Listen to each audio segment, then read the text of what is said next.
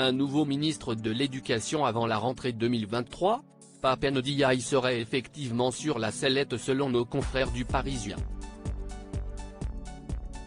Il a profondément déçu, il n'est jamais parvenu à imprimer sa patte dans un ministère qui a pourtant besoin d'une incarnation très forte, leur a notamment confié un proche d'Emmanuel Macron dans les colonnes de l'édition du jeudi 13 juillet.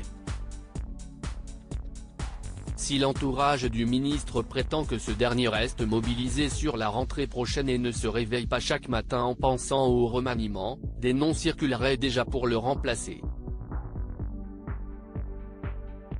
En tête, celui d'Édouard Philippe qui aurait fermement récusé cette hypothèse, note le journal francilien, mais aussi celui de Bruno Le Maire, actuel ministre de l'Économie, des Finances et de la Souveraineté industrielle et numérique, et ce, depuis le début du premier mandat du locataire de l'Élysée.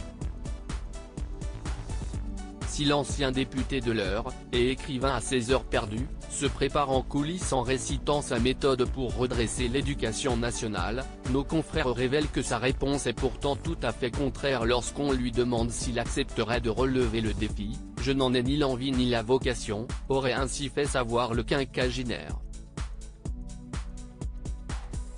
Découvrez les ministres du gouvernement Borny. Richard Ferrand, candidat idéal pour succéder à Pape Ndiaye ?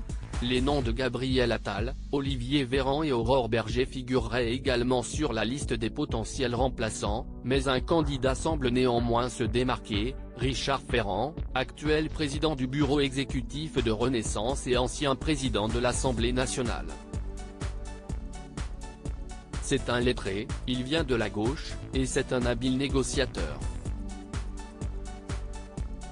Bref, il coche toutes les cases, a ainsi souligné un proche du chef de l'État au Parisien.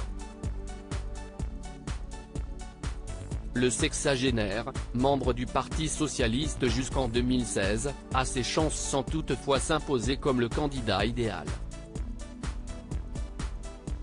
Il n'y a aucune évidence, pour personne, a justement déploré un membre de la majorité.